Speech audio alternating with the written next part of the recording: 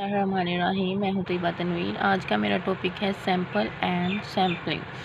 Sample and sampling analytical chemistry का बहुत important topic है, क्योंकि एनालिटिकल केमिस्ट्री में हम एनालिसिस ही करते हैं किसी के कंपाउंड के कंपोजिशन, प्रॉपर्टीज़ एंड स्ट्रक्चर वगैरह डिटरमिन करने के लिए मुख्तलिफ़ किस्म के एनालिसिस करते हैं, सो एक्सपेरिमेंट्स वगैरह। तो किसी एक्सपेरिमेंट में या किसी एनालिसिस में सबसे इम्पोर्टेंट चीज़ जो है वो सैम्पल होती है। आज हम पढ़ेंगे कि किस तरह से सैम्पल किसी मटेरियल का लिया जाता है और सैम्पलिंग प्रोसेस किस तरह से किया जाता है। तो आइए देखते हैं कि सैम्पल क्या है। The small representative portion of a bulk material is known as sample.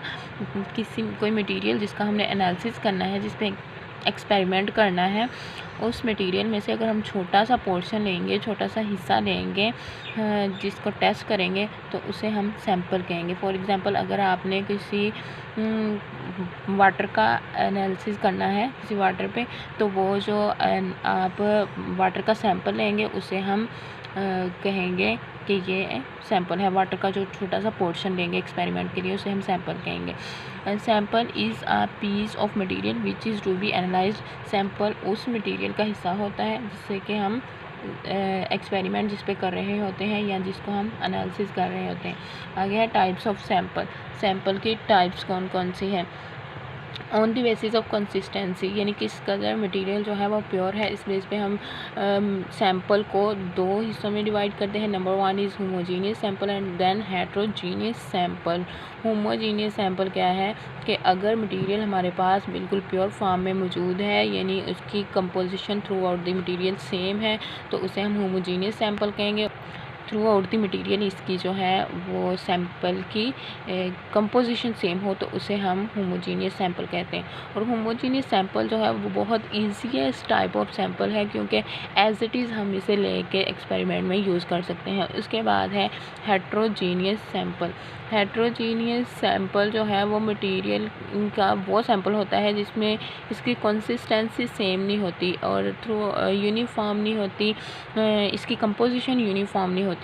ठीक है, इससे हम हेट्रोजीनियस सैंपल कहेंगे। हेट्रोजीनियस सैंपल की एक एग्जांपल हमारे पास हम ले सकते हैं चॉकलेट बार की, जिसके ऊपर डिफरेंट किस्म के फ्रूट्स एंड नट्स लगे होंगे, तो इसे हम हेट्रोजीनियस सैंपल भी कह सकते हैं। हेट्रोजीनियस सैंपल को नेक्स्ट दो टाइप में डिवाइड किया जाता है। पहली है random heterogeneous sample and then segregated heterogeneous sample.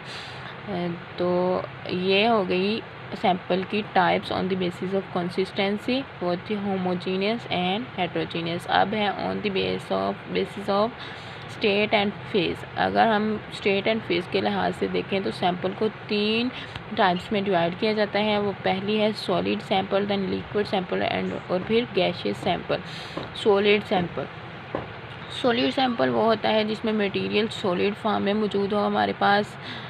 इस तरह के सैंपल को प्रिपेयर करने के लिए हमें थोड़ी प्रेपरेशन की टेक्निक्स को यूज़ किया जाता है, जिनमें पहली तो ये है कि सैंपल मटेरियल को ग्राइंड किया जाता है ताकि इसका पार्टिकल साइज़ कम हो सके।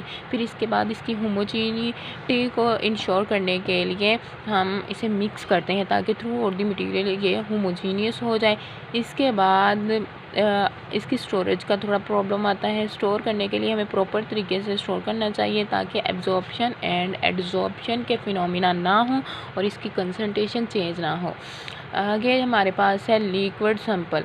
लिक्विड सैंपल में जो हमारे पास मटेरियल होता है वो लिक्विड फॉर्म में होता है, और लिक्विड फॉर्म में सैंपल को प्रिपेयर करने के लिए हमें देखना है कि लिक्विड की फेज़ एक ही होनी चाहिए। ये ना हो कि वो 2 लेयर्स में या 3 लेयर्स में मौजूद हो। जैसे अगर हम वाटर में ऑयल डालेंगे तो उसकी 2 लेयर्स बनेगी। तो अगर हमने सैंपल लेना है तो इस तरह से सैंपल नहीं होना चाहिए कि उसकी 2 लेयर्स हों। ठीक है, तो अब इसकी स्टोरेज के हवाले से लिक्विड सैंपल को अगर हमने स्टोर करना है तो इस बात को इंश्योर कर लें कि आपके पास जो लिक्विड है वो अच्छे तरीके से ऊपर से कवर्ड है जब आप उसको स्टोर कर रहे हैं, क्योंकि अगर लिक्विड कवर नहीं होगा तो वो इवेपोरेशन वगैरह के फिनोमिना होंगे जिससे इसकी कंसंट्रेशन जो है वो चेंज हो सकती है। उसके बाद है gaseous sample. In this type sample is in gaseous state. Gaseous form में सैंपल गैशियस स्टेट में होता है और ये बहुत ज़्यादा ईजी फॉर्म होती है सैंपल प्रोसेस में सैम्पलिंग की सैंपल की।